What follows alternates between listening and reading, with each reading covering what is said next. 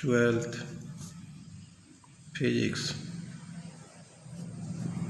इसके पहले हम लोग एम्पियर सर्कुलर लॉ क्या है इसके बारे में पढ़े हैं और यह भी देखे हैं कि क्या कंडीशन होता है एम्पियर सर्कुलर लॉ का उपयोग करते हुए मैग्नेटिक फील्ड का मान निकालने के लिए।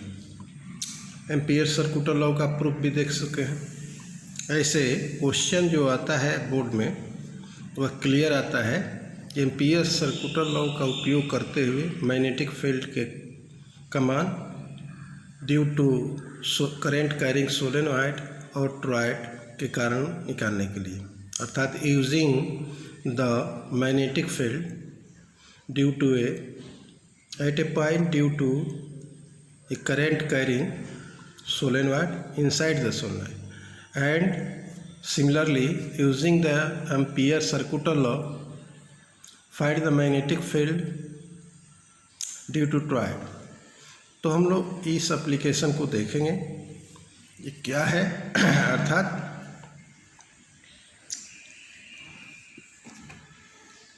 Magnetic field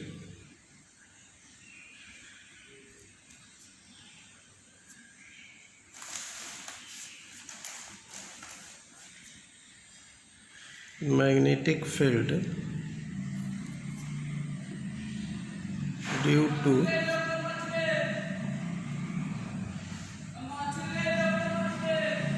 current carrying solenoid using Ampere's circuital law.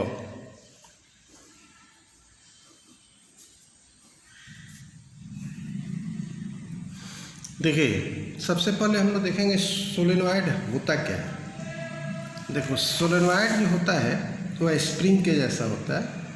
It consist of A insulating long wire closely wound in the form of helix. Its length is very large as compared to its diameter। अर्थात solenoid क्या है पहले लिख देते हैं। Solenoid, A solenoid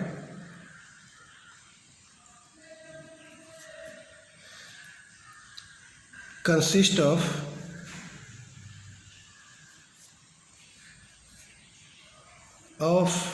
an insulating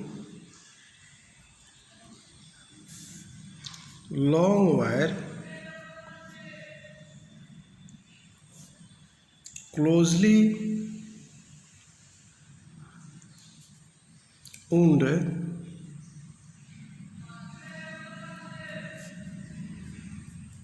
in the form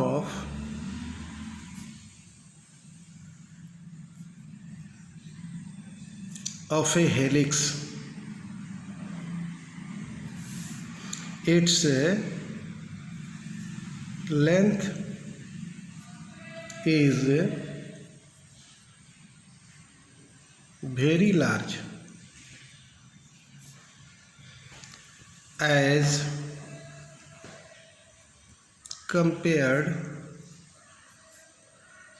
to its length। कभी कभी what is the solenoid भी पूछ देता है, इसीलिए लिख दिया है।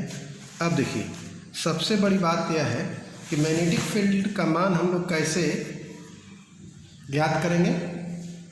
तो ठीक है, एक बात ध्यान रहे कि सोलेनॉइड हेलिक्स के फॉर्म में होता है। Each turn of the solenoid जो है can be regarded as circular loop. प्रत्येक टर्न्स को हम लोग सर्कुलर लूप मानते हैं और total magnetic field due to the whole solenoid will be equal to the vector sum of the magnetic field of each turn.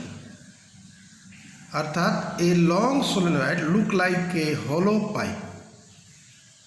Magnetic field inside a long solenoid is uniform and a strong magnetic field, जबकि magnetic field at a point outside the solenoid is non uniform और weak magnetic field. यह ध्यान है। कि inside the magnetic field, inside the solenoid magnetic field due to solenoid जो होता है uniform होता है, स्ट्रॉन्ग मैग्नेटिक फील्ड है। आउटसाइड हम लोग इसका वैल्यू मैग्नेटिक फील्ड का बहुत कम हो जाता है, कमज़ोर हो जाता है, इसलिए इसको जीरो भी कभी कभी मानते हैं। अब देखो, मान लो अब magnetic field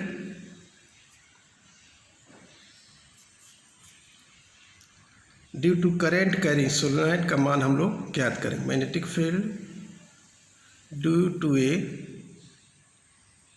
current carrying solenoid,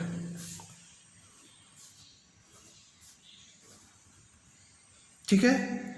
देखिए ऐसे मान लो सोलेनॉइड है,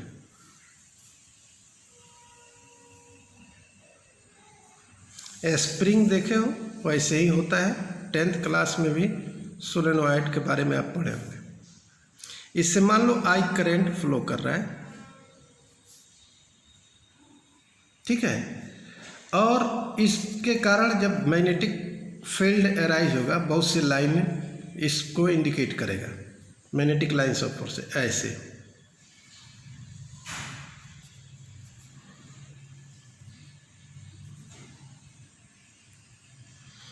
यहाँ कम ही लाइन हमने दिखाया है, ऐसे बहुत से लाइन इससे होकर के गुजरेगा मैग्नेटिक। अब इसका डायरेक्शन ऐसे,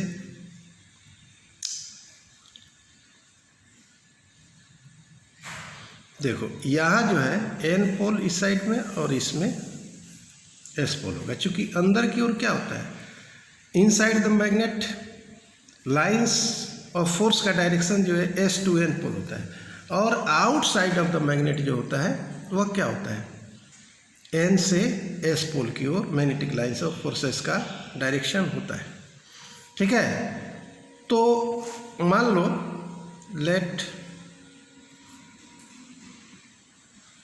ए long solenoid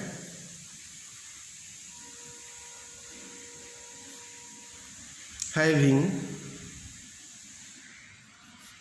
n turns per unit length, ठीक है। उसी प्रकार मान लेते हैं let I be the current flowing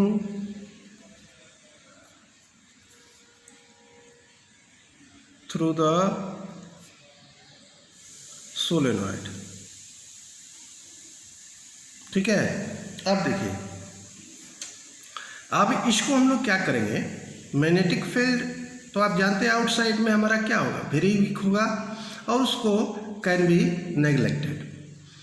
तो देखो स्ट्रॉन्ग कहाँ होगा, inside, strong on directed along the axis of the solenoid होगा। अब इसके लिए एक एम्पीरियन लूप का हम लोग कल्पना करते हैं, ठीक है।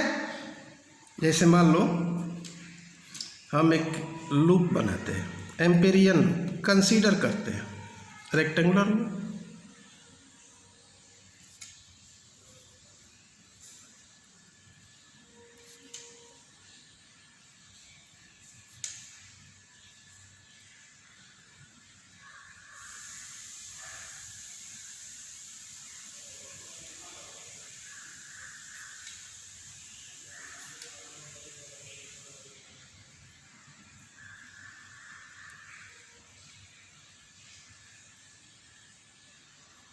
मैग्नेटिक फील्ड लाइंस ऐसे, मैग्नेटिक फील्ड क्रॉस से हम लोग दे देते हैं, यहाँ क्रॉस और यहाँ डॉट देते हैं। आप समझते हैं outside of the magnetic field, inside the magnetic field, perpendicular the plane का यह नोटेशन, ठीक है। ऐसे क्रॉस दे देते हैं। अब देखिए एम्पीरियल लूप जो मानते हैं वह ऐसे।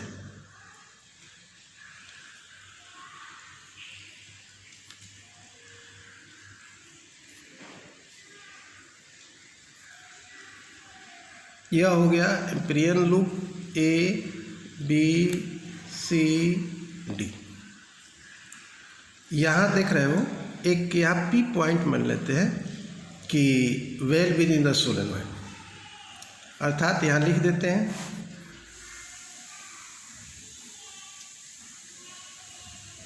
Late P be a point well within solenoid. Let a rectangular loop ABCD, जिसको हम लोग एम्पिरियन लूप भी कहते हैं, पासिंग थ्रू द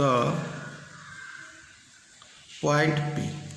ठीक है, अब हम लोग लाइन इंटीग्रल लेंगे magnetic field across this loop ABCD, taking line integral of magnetic field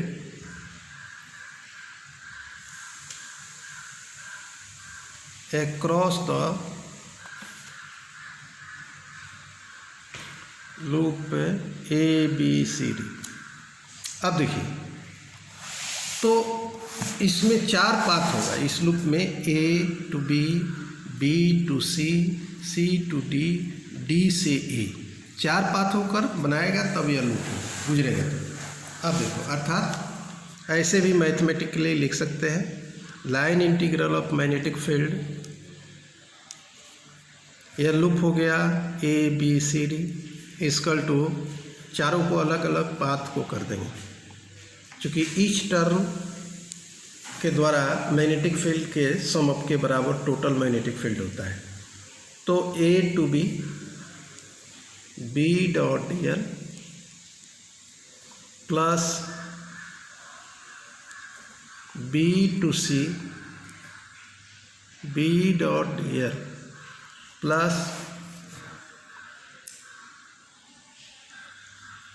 path C to D, line integral of magnetic field plus D से A, D to A magnetic field B into dl। अब देखिए figure से आप देखते हैं magnetic field का direction ऐसे है, तो पाथ भी क्या है, direction of the magnetic field के पैरेलल है, अर्थात अलोंग दिस डायरेक्शन है। BC path DA path are perpendicular है, इसके क्या है, परपेंडिकुलर है, अर्थात मैग्नेटिक फील्ड के साथ ये दोनों पाथ जो है 90 डिग्री का एंगल मिला। CD पाथ जो है outside of the magnetic field, और outside of the magnetic field का मान हम लोग 0 मानते हैं, तो इस वैल्यू रख करके मान ज्ञात कर सकते हैं। अर्थात B magnetic field is perpendicular to paths, कौन कौन, BC एंड AD। ठीक है, तो इस दोनों के बीच का एंगल 90 डिग्री बोला, तो हम लिखेंगे अलग अलग इसको करके लिखते हैं। Line integral of B to C, B dot dl is equal to line integral of D to A, B dot dl is equal to B dl cos 90 degree. cos 90 का वैल्यू क्या होता है, 0, ठीक, दोनों क्या हो जाएगा, 0 हो जाएगा। अब यहाँ आप लिख देंगे since path CD is outside the solenoid, outside है। तो जहाँ हम लोग मैग्नेटिक फील्ड का मान जो है 0 लेंगे, तो इसलिए इसका मतलब हो गया C to D जो होगा पाथ के लिए मैग्नेटिक फील्ड 0 ले लिए, दैट इज 0, ठीक है ना। अब केवल ए बी पाथ बचेगा, अर्थात फॉर पाथ ए बी जो along the direction of magnetic field है, तो दोनों के बीच का एंगल क्या हो जाएगा 0 डिग्री हो जाएगा ए बी। तो इसलिए इसको हम लिख सकते हैं B D L cos 0 degree, और यह हो जाएगा बी बाहर कांस्टेंट है डी एल, अर्थात लेंथ ऑफ द सोलेनॉइड। तो लेंथ हम लोग कितना मानते हैं एल मान लें, डी एल का इंटीग्रेशन क्या है total length of the path, where L is the total length of path AB, ठीक है ना। अब देखो, तो यहाँ चूंकि उपयोग करना है एम्पियर सर्कुलर लॉ का, तो हम लोग एम्पियर सर्कुलर लॉ का यूज़ करेंगे। तो अकॉर्डिंग टू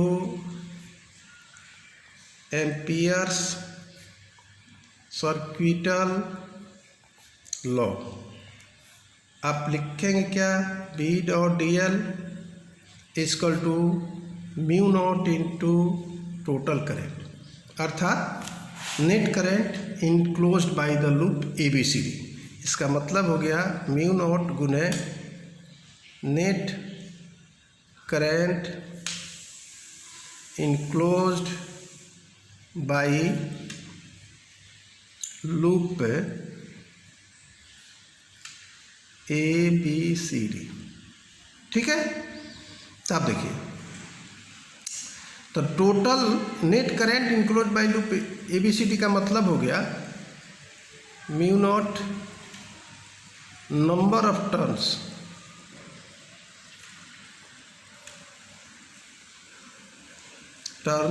इन लूप गुने करेंट आई।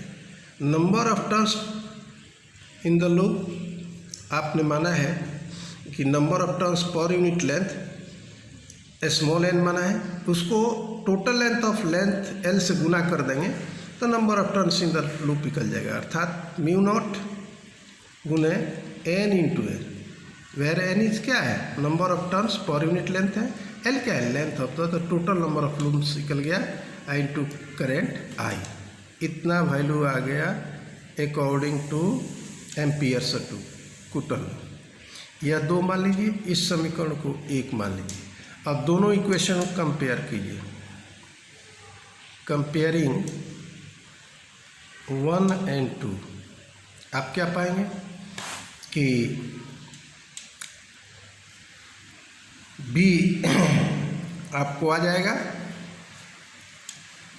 अब B into L is equal to mu naught N L into I, L से एल कट गया तो बी बराबर क्या आ गया म्यू नॉट एन आई। यह हो गया आपको मैग्नेटिक फील्ड इनसाइड ए सोलेनॉइड, ठीक है ना।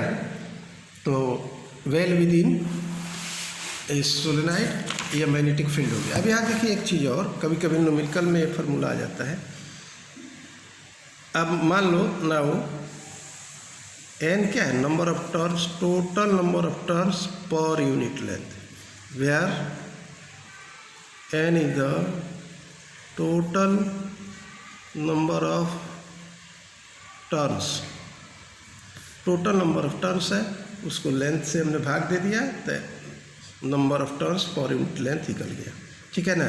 तो इस रूप में भी आप इसको लिख सकते हो mu naught N by L into I. कभी कभी इस पर भी न्यूमेरिकल देता है total number of turns length देता है, करंट देता है, तो मैग्नेटिक फील्ड का मान पूछता है। इस तरह आप मान ज्ञात कर सकते हैं। ठीक है ना? ठीक है।